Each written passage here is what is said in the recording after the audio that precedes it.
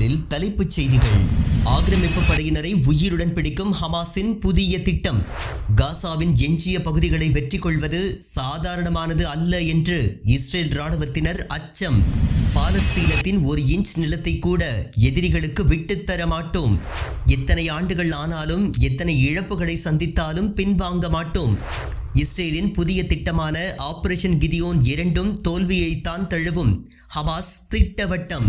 குழந்தைகளை கொன்று அதனை ரசிக்கும் ஆக்கிரமிப்பு ராணுவம். ஹிட்லரின் நாஜி படையும் இஸ்ரேலின் படையும் ஒன்றுதான். ஆஸ்கர் விருது பெற்ற பிரபல ஸ்பெயின் நடிகர் ஜாவியர் பார்டம் அதிரடி கருத்து. சர்வதேச அளவில் இஸ்ரேலுக்கு எதிராக அதிகரிக்கும் நெருக்கடிகள். உலக கால்பந்து தொடரில் இஸ்ரேல் அணியுடன் விளையாட இத்தாலி மறுப்பு. நெதர்லாந்து ஆயுத கண்காட்சியில் இஸ்ரேலுக்கு அனுமதி மறுப்பு. காசா அழிவிற்கு ஆயுதம் வழங்கும் ரஃபேல் நிறுவனத்திற்கு தடை. இஸ்ரேலுடனான கால்பந்து தொடரில் கிடைக்கும் லாபத்தை காசாவிற்காக செலவிடுவோம். நார்வே கால்பந்து அணியின் முடிவுக்கு இஸ்ரேல் கடும் எதிர்ப்பு. இனி செய்திகளை விரிவாக பார்க்கலாம். கான் யூனிஸில் ஆக்கிரமிப்பு படையினரை உயிருடன் பிடிக்க ஹமாஸ் முயற்சித்ததாக தகவல்கள் வெளியாகியுள்ளன. புதன்கிழமை கான் யூனிஸில் ஆக்கிரமிப்பு கிபிர் படைப்பிரிவை சேர்ந்தவர்களை உயிருடன் பிடிப்பதற்கு ஹமாஸ் போராளிகள் முயற்சித்ததாக ஆக்கிரமிப்பு ஊடகமான ஜெருசலம் போஸ்ட் செய்தி வெளியிட்டுள்ளது. இது குறித்து அந்த பத்திரிகைக்கு பேட்டியளித்த ஆக்கிரமிப்பு தெற்கு ராணுவ தலைமையக அதிகாரி ஒருவர், சுரங்கத்திலிருந்து வெளியே வந்த ஹமாஸ் அமைப்பினர் ஆக்கிரமிப்பு படை மீது திடீர் தாக்குதல் நடத்தியதாக தெரிவித்தார். அவர்களது நோக்கம் ஆக்கிரமிப்பு படையினரை உயிருடன் பிடிப்பதாக இருந்தது என்று குறிப்பிட்டுள்ளார். தொடர்ந்து இதுபோன்ற தாக்குதலை ஹமாஸ் இனி அதிகப்படுத்தும் என்றும், இது குறித்து தங்களது ஆக்கிரமிப்பு படைக்கு அறிவுறுத்தல் வழங்கப்பட்டிருப்பதாக அந்த அதிகாரி தெரிவித்துள்ளார். ஹமாஸ் இன்னும் திட்டமிட்ட தாக்குதல்களை நடத்தும் வலிமையுடன் இருப்பதாகவும், ஆக்கிரமிப்பு படைகள் முகாமிட்ட பகுதிகளில் திட்டமிடாத திடீர் தாக்குதல்களை நடத்துவதாகவும் அவர் கூறியுள்ளார். பாலஸ்தீன புனித தலங்களில் 1 இன்ச் அளவிற்கு கூட இஸ்ரேலை ஆக்கிரமிக்க விடமாட்டோம் என அறிவித்துள்ள ஹமாஸ் அதுவரை தங்களது போர் தொடரும் என்று திட்டவட்டமாக கூறியுள்ளது. இஸ்ரேலின் புதிய காசா ஆக்கிரமிப்பு போர் மற்றும் அல்-அக்ஸா மசூதி தீக்கிரையாக்கப்பட்டதன் நினைவு நாளையொட்டி ஹமாஸ் வெளியிட்டிருக்கும் அறிக்கைகளில், அல்-அக்ஸா மசூதி 1969ஆம் ஆண்டு ஆஸ்திரேலியாவை சேர்ந்த கிறிஸ்தவ மத அடிப்படைவாதியால் தீக்கிரையாக்கப்பட்டதை நினைவு கூறுகின்றோம். அல்-அக்ஸா மற்றும் அல்-குஸ் ஆகியவற்றை மீட்கும் தங்களது போர் எவ்வளவு இழப்புகள் ஏற்பட்டாலும் தொடரும். இறுதி வெற்றி கிடைக்கும் வரை அது தொடரும். 1 இன்ச் இடத்தை கூட எதிரிகளுக்கு விட்டுத்தர மாட்டோம். ஆபரேஷன் கிதியோன் சேரட்ஸ், அதாவது கிதியோனின் ரதம் 2 என்ற காசாவை ஆக்கிரமிக்கும் இஸ்ரேலின் புதிய திட்டமும் அதன் பழைய திட்டங்களைப் போலவே தோல்வியில் முடியும். காசாவை முழுமையாக ஆக்கிரமிப்பது பூங்காவில் நடைபயிற்சி செல்வது போன்று எளிமையாக இருக்காது என்றும் ஹமாஸ் எச்சரிக்கை விடுத்துள்ளது. பாலஸ்தீன நிலங்களை மட்டுமல்ல, ஒட்டுமொத்த அரபுலகத்தையும் ஆக்கிரமிப்பதுதான் இஸ்ரேலின் திட்டம்.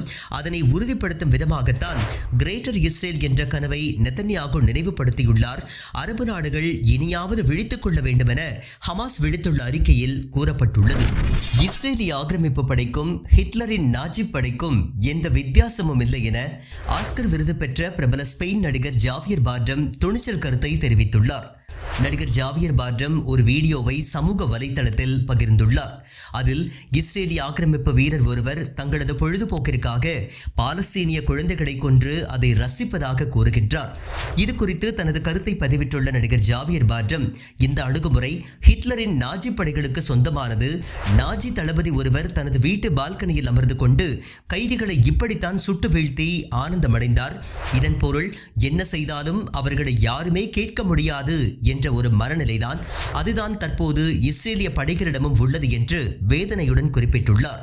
இஸ்ரேல் ஆக்கிரமிப்பு படைகளின் அட்டூழியத்தை பிரபல நடிகர் அம்பலப்படுத்தி இருப்பது நெதன்யாகு தரப்பை அதிர்ச்சியில் ஆழ்த்தியுள்ளது. சர்வதேச கால்பந்து போட்டிகளில் இருந்து இஸ்ரேலை இடைநீக்கம் செய்ய இத்தாலிய கால்பந்து பயிற்சியாளர்கள் சங்கம் வலியுறுத்தியுள்ளது. உலக கோப்பை கால்பந்து போட்டியில் இஸ்ரேலுக்கு எதிராக 2 தகுதிச்சுற்று ஆட்டங்களில் இத்தாலி விளையாட உள்ளது. இந்த சூழலில் இத்தாலி கால்பந்து பயிற்சியாளர்கள் சங்கம் இஸ்ரேலுக்கு எதிராக நடவடிக்கை எடுக்க கோரி வலியுறுத்திய நிகழ்வு பரபரப்பை ஏற்படுத்தியுள்ளது. IAC எனப்படும் இத்தாலி கால்பந்து பயிற்சியாளர்கள் கூட்டமைப்பு இத்தாலிய கால்பந்து கூட்டமைப்பிற்கு ஒரு முறையான கடிதத்தை எழுதியுள்ளது. அதில் இஸ்ரேலை இடைநீக்கம் செய்ய இத்தாலி அதிகாரப்பூர்வமாக ஐரோப்பிய மற்றும் உலக கால்பந்து அமைப்புகளின் நிர்வாகங்களை வலியுறுத்த வேண்டும் என்று கேட்டுக் கொள்ளப்பட்டுள்ளது. நாள்தோறும் நூற்றுக்கணக்கான மக்களை இனப்படுகொலை செய்யும் இஸ்ரேலின் நடவடிக்கைகள் குறித்து கால்பந்து அமைப்பு நிர்வாகிகள், பயிற்சியாளர்கள், விளையாட்டு வீரர்கள் மத்தியில் விழிப்புணர்வை ஏற்படுத்தும் வகையில் இஸ்ரேலை தற்காலிகமாக தடை செய்ய வேண்டும் என கேட்டுக் கொள்ளப்பட்டுள்ளது. இது மனசாட்சி மற்றும் மனிதநேயத்திற்கு விடப்பட்டுள்ள சவால். இந்த வலிகளை அவ்வளவு சீக்கிரம் மறக்க முடியாது என்று அந்த கடிதம் குறிப்பிடுகின்றது. செப்டம்பர் 8ஆம் தேதி ஹங்கேரியன் டெப்ரசனில் உள்ள நடுநிலை புல்வெளியில் இஸ்ரேலுடன் இத்தாலி விளையாட உள்ளது.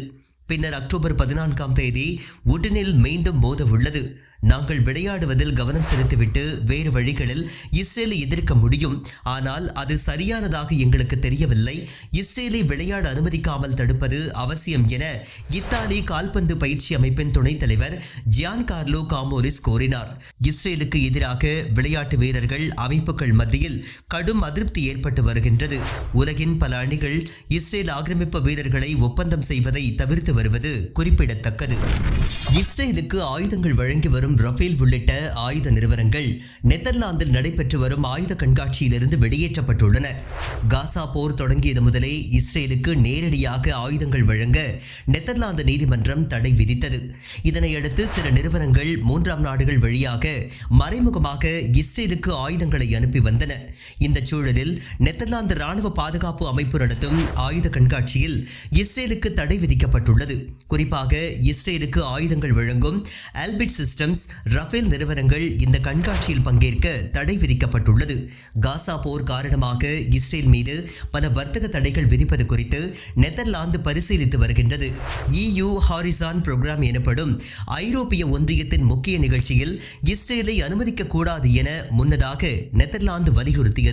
முன்னதாக பிரான்சில் நடைபெற்ற ஆயுத கண்காட்சியில் இஸ்ரேலுக்கு தடை விதிக்கப்பட்டது குறிப்பிடத்தக்கது. உலகக்கோப்பை கால்பந்து தொடரில் இஸ்ரேலுக்கு எதிரான போட்டியில் கிடைக்கும் லாபத்தை காசா மக்களுக்கு வழங்குவோம் என நார்வே கால்பந்து கூட்டமைப்பு அறிவித்துள்ளது. இதற்கு இஸ்ரேல் கடும் எதிர்ப்பு தெரிவித்துள்ளது. நார்வே கால்பந்து கூட்டமைப்பின் தலைவர் லைஸ் கிளவனஸ் கூறும் போது, காசாவில் மக்கள் படும் கஷ்டங்களை பார்த்து கொண்டு எங்கள் அணி மட்டுமல்ல, உலகில் உள்ள எந்த அணியும் அமைதியாக இருக்க முடியாது. நீண்ட காலம் இந்த துயரங்கள் அங்கு நடந்து வருகின்றன. இஸ்ரேலுக்கு எதிராக உலகக்கோப்பை தகுதிச் சுற்று போட்டியில் பங்கேற்கும் நார்வே அணி அதன் மூலம் கிடைக்கும் டிக்கெட் வருமானத்தை காசா மக்களுக்கு வழங்குவோம் என லைஸ் கிளவனஸ் கூறியுள்ளார். அவரது இந்த அறிவிப்பிற்கு இஸ்ரேல் கால்பந்து அணி கடும் எதிர்ப்பு தெரிவித்துள்ளது. அக்டோபர் 7ஆம் தேதி ஹமாஸ் நடத்திய தாக்குதலை நார்வே அணி ஏன் கண்டிக்கவில்லை? காசாவில் உள்ள ஹமாஸ் அமைப்பிற்கு நிதி வழங்குவதை நாங்கள் ஏற்க மாட்டோம். அதேபோல நார்வேயில் சட்டவிரோதமாக திமிங்கலங்களை வேட்டையாடுகின்றார்களே, அவர்களுக்கு நிதி வழங்குவதையும் ஏற்க மாட்டோம் என நார்வேயை சீண்டியுள்ளது இஸ்ரேல்.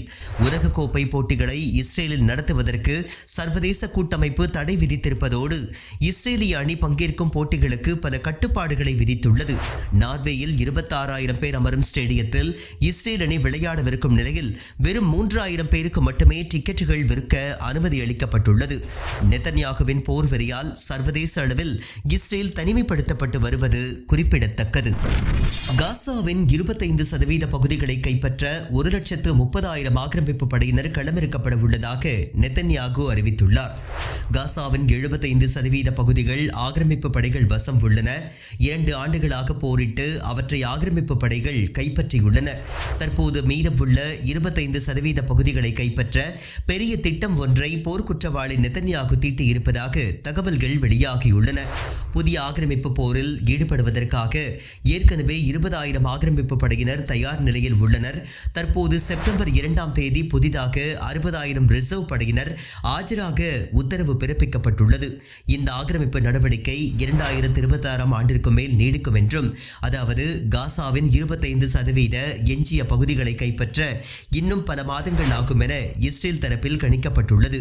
ஒட்டுமொத்தமாக 1,30,000 பேர் இந்த புதிய ஆக்கிரமிப்பு போரில் ஈடுபட உள்ளனர். மீண்டும் தலைப்புச் செய்திகள். ஆக்கிரமிப்பு படையினரை உயிருடன் பிடிக்கும் ஹமாஸின் புதிய திட்டம். காசாவின் எஞ்சிய பகுதிகளை வெற்றி கொள்வது சாதாரணமானது அல்ல என்று இஸ்ரேல் ராணுவத்தினர் அச்சம். பாலஸ்தீனத்தின் 1 இன்ச் நிலத்தை கூட எதிரிகளுக்கு விட்டுத்தர மாட்டோம். எத்தனை ஆண்டுகள் ஆனாலும், எத்தனை இழப்புகளை சந்தித்தாலும் பின்வாங்க மாட்டோம். இஸ்ரேலின் புதிய திட்டமான ஆபரேஷன் கிதியோன் 2 தோல்வியைத்தான் தழுவும். ஹமாஸ் திட்டவட்டம். குழந்தைகளை கொன்று அதனை ரசிக்கும் ஆக்கிரமிப்பு ராணுவம். ஹிட்லரின் நாஜி படையும் இஸ்ரேலின் படையும் ஒன்றுதான். ஆஸ்கர் விருது பெற்ற பிரபல ஸ்பெயின் நடிகர் ஜாவியர் பாடம் அதிரடி கருத்து.